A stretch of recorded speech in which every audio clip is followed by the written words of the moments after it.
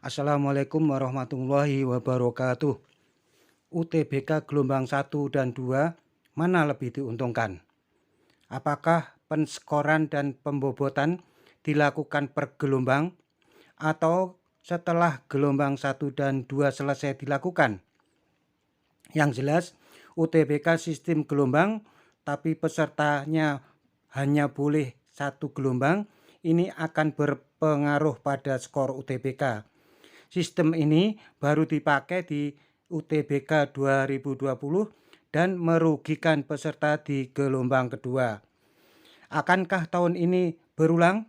Atau sebaliknya, akan merugikan gelombang 1 bila penskoran dilakukan bersamaan? Simak videonya ya.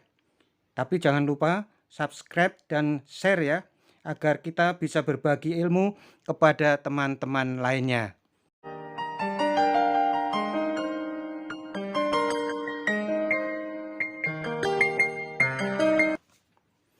Kali ini Om akan menjawab pertanyaan ya dari beberapa yang masuk dari kalian. Om, apa benar UTBK 1 dan 2 berpengaruh terhadap nilai UTBK? Ini penjelasannya ya. Jelas ada atau jelas berpengaruh. Bila mengikuti sistem penilaian IRT yang dipakai UTBK, di mana peserta yang kebanyakan bisa mengerjakan soal, maka soal itu bobotnya rendah.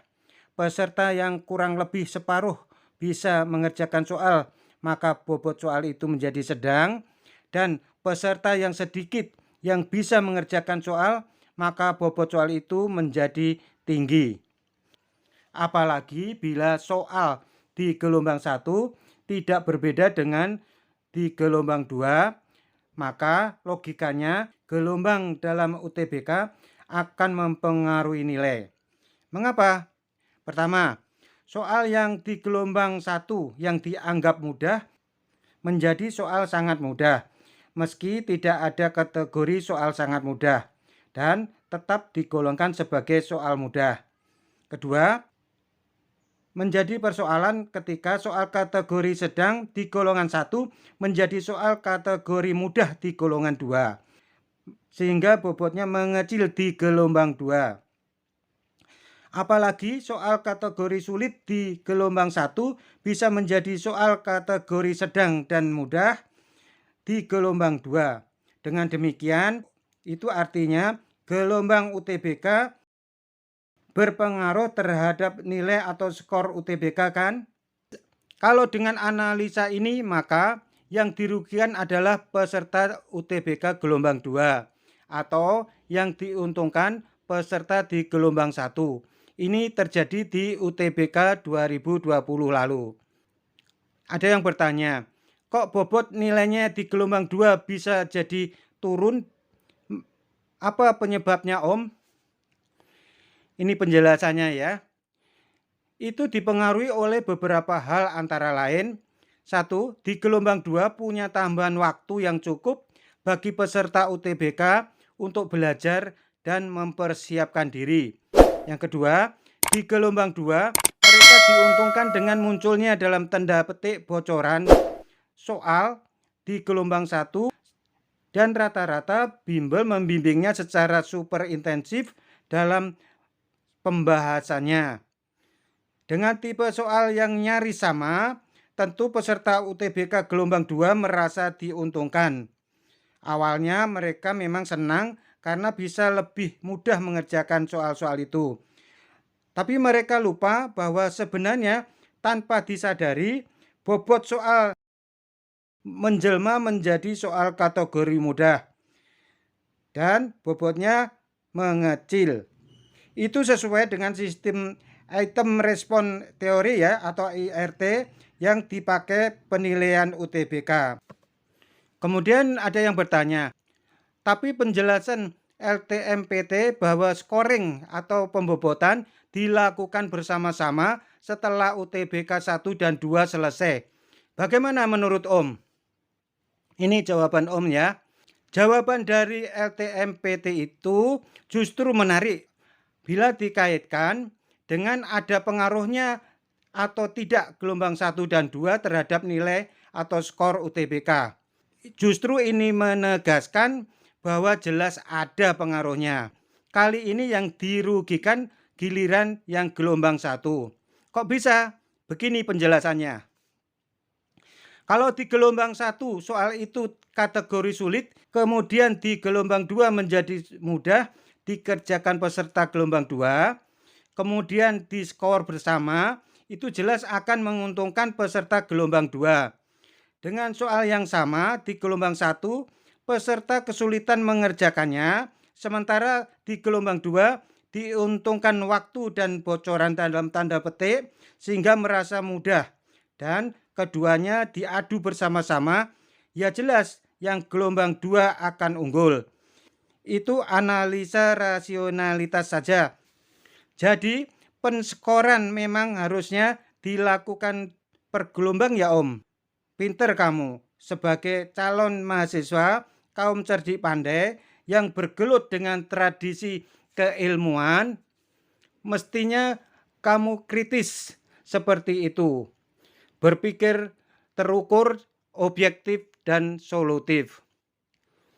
Kemudian ada yang bertanya lagi, oh ya Om, katanya informasi seperti yang Om jelaskan itu dan yang tersebar di medsos adalah informasi keliru yang tidak bertanggung jawab dan memiliki modus untuk memperoleh keuntungan. Gimana menurut Om? Lucu ya. Yang ngomong begitu pasti bukan dari LTMPT.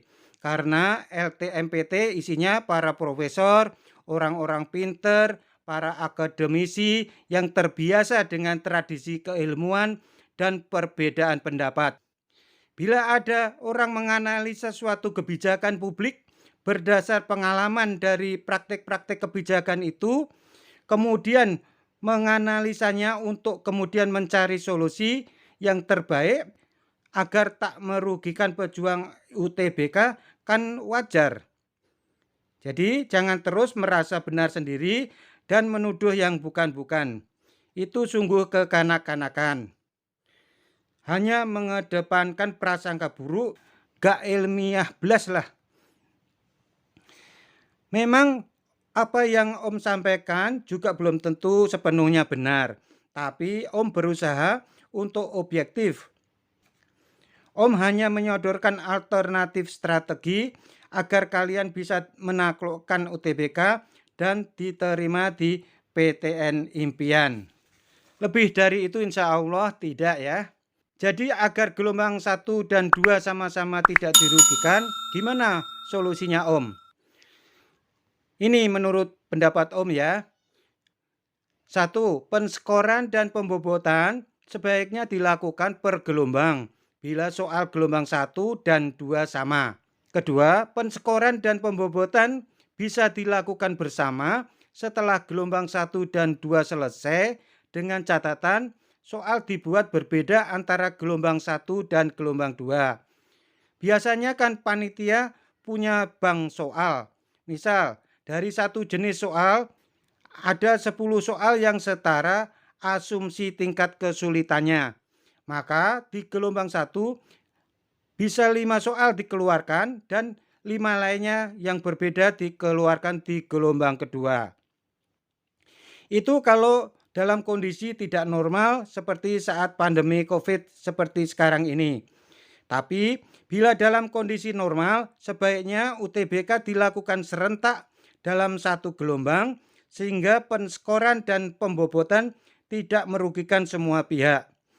Kalau toh harus 2 gelombang, maka peserta UTBK ikut di kedua gelombang itu seperti UTBK 2019 dan sebelumnya. Apa pesan Om untuk pejuang UTBK? Begini ya, fokus saja belajar dan jaga kesehatan serta kencengin berdoanya agar Allah memudahkan UTBK kalian. Insya Allah LTMPT akan menemukan solusi yang bijak dan tidak merugikan siapapun, baik yang di gelombang 1 maupun di gelombang 2. Maaf Om, ada yang ketinggalan karena banyak teman-teman yang nitip pertanyaan. Bagaimana dengan fenomena menjawab soal dengan cara menembak? Nggak apa-apa menurut Om ya. Bagus dan sah-sah saja. Sistem penilaian UTBK juga membolehkan dan cenderung mendorong untuk itu. Bila sudah kepepet atau buntu benar-benar tidak bisa menjawab, apa boleh buat? Menjawab nembak harus dilakukan. Justru rugi besar kalian bila tidak nembak. Meski sebenarnya menurut Om, fenomena nembak ini kurang sehat. Anehnya malah dikondisikan oleh panitia. Kalau begitu, menjawab nembaklah sebelum menjawab nembak itu dilarang. Sudah ya, semoga bermanfaat.